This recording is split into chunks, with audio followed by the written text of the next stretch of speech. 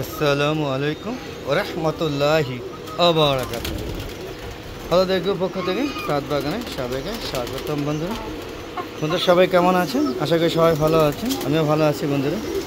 বন্ধুরা দেখতে পাচ্ছেন যে দুপুরবেলা কবুতরগুলোকে খাবার দিয়েছে। একটু দেখেন খালি কবুতরগুলো কিভাবে মানে খাবারের জন্য পাগলামি করছে। এর কারণ হচ্ছে কি জানেন, এদের সবারই ডিম এবং বাচ্চা আছে, যার জন্য ওরা প্রচুর ক্ষুধার্ত। আপনারা দেখতে পাচ্ছেন যে কবুতর মাশাআল্লাহ প্রত্যেকটা খোপে খুব সুন্দর সুন্দর কিউট বাচ্চা আছে।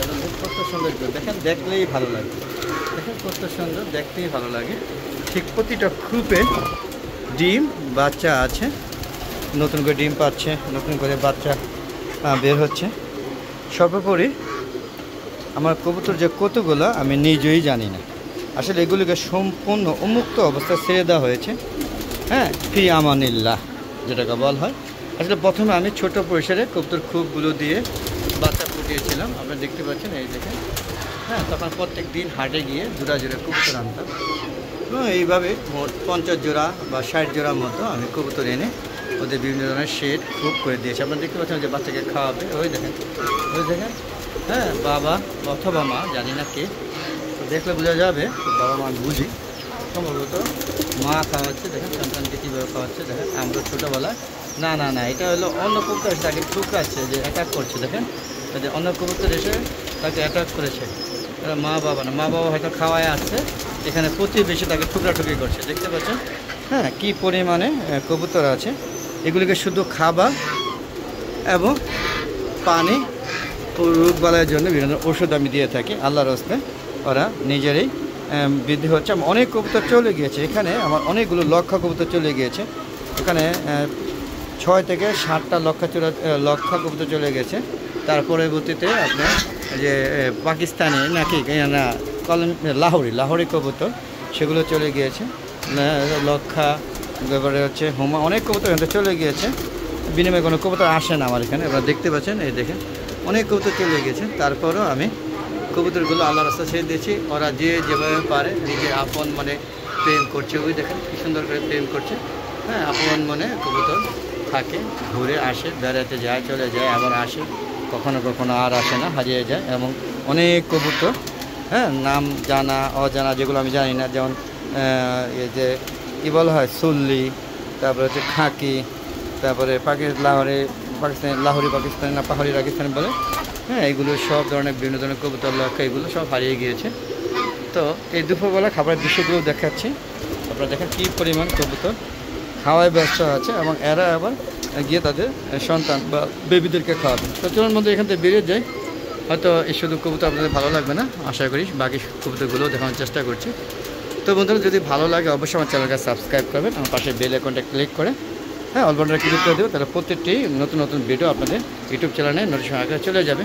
আর বন্ধুরা আমার একটা ফেসবুক পেজ আছে, মিজান এগ্রো বিডি, অবশ্যই ফেসবুক পেজটাকে ঢু মারবেন, এবং পেজটাকে ফলো করে শেয়ার করে সবাইকে দেখার সুযোগ করে দেবেন। এই আশা ব্যর্থ করছি বন্ধুরা। দেখেন কত সুন্দর কবুতর, দেখেন কত জোড়া কবুতর। তো বন্ধুরা বেরিয়ে যাচ্ছে এখান থেকে। তো এখান থেকে বেরিয়ে গিয়ে আমরা পরবর্তী ভিডিওগুলো দেখাচ্ছি। দেখেন রাজহাঁস, এখানে রাজহাঁসগুলো ওই অসুস্থ হওয়ার পরে তাদের 6টা তো মারা গেল, বাকি যে 6টা আছে এই 6টা আর এখন ডিম বাচ্চা করে না, ডিমও দেয় না, কিচ্ছু না, জাস্ট বেঁচে আছে খাওয়ায়। আসলে আমার ডিমের প্রতি কোনো লোভ নেই, ওরা বেঁচে থাকুক, এটাই আমার শখ। কিন্তু মরে গেলে আমার খুব কষ্ট লাগে। এই যে এখন সাদা চীনা হাঁসের বাচ্চাগুলো এখন বড় হয়ে গিয়েছে, তো নিউ অ্যাডাল্ট হয়েছে, এখনও ডিম পারেনি। এরা ছিল 12টা থেকে 3টা আছে, 9টাই মারা গিয়েছে। আর রাজহাঁস সাদা, এইরকম সাদা একই বয়সেরই আনছিলাম 12টা, একটাও টিকে নেই, বার্ড ফ্লু বাইরেতে সব চলে গেছে। আর গাছে দেখেন এরকম একটা ছাদ বাগান করবেন, যে ছাদ বাগানে গাছ ভরা আম থাকবে, এবং আমের সাইজ হবে এই যে এইরকম। দেখেন এই যে এইরকম কি লোভ লাগে? লোভ লাগলে চলে আসুন, আমি নির্দ্বিধায় আপনাদেরকে খাওয়াবো।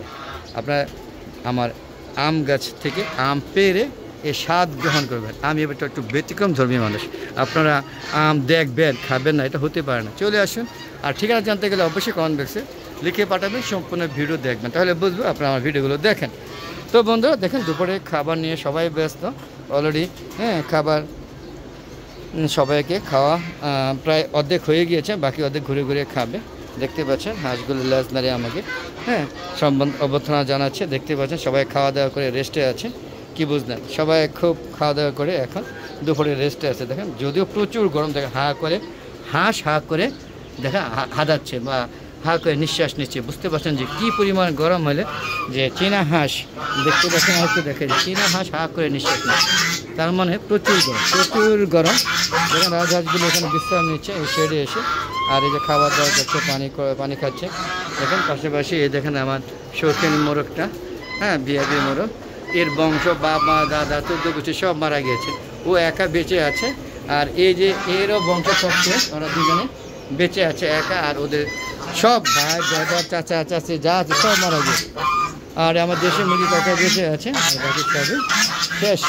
যাক বন্ধুরা, আর এসব কথা বলতে নারাজ না, বলতে যাচ্ছি না। তো কেমন লাগছে অবশ্যই কমেন্ট করে জানাবেন বন্ধুরা। ছাদ বাগানে আপনারা অযথা ছাদটা ফেলে না রেখে যদি আপনারা এইরকম হাঁস মুরগি ছাদে কিছু সংখ্যক লালন পালন করেন, তাতে আমিষের ঘাটতি পূরণ হবে। পাশাপাশি যদি এরকম আমার মতো, হ্যাঁ, পাগল টাইপের গাছ পাগল মানুষ আমি, দেখেন পুরো ছাদ আমি গাছে পুরাটা ছাদ বাগান গাছ দিয়ে ভরে দিয়েছি। আপনারা দেখতে পাচ্ছেন গাছে গাছে কাগজি লেবু, সাগরকলা হয়ে আছে, পেয়ারা ধরে আছে, দুন্দুল, ঝিঙে, সব, এমন কিছু নাই যে আমার ছাদে নাই। ডালিম, হ্যাঁ, তেজপাতা থেকে শুরু করে ওষুধি গাছ থেকে শুরু করে দেখেন থানকুনি, কী বলে থানকুনি না, সরি কী পাতা জানি বলা হয়, এগুলোকে ভুলে গিয়েছি বন্ধুরা।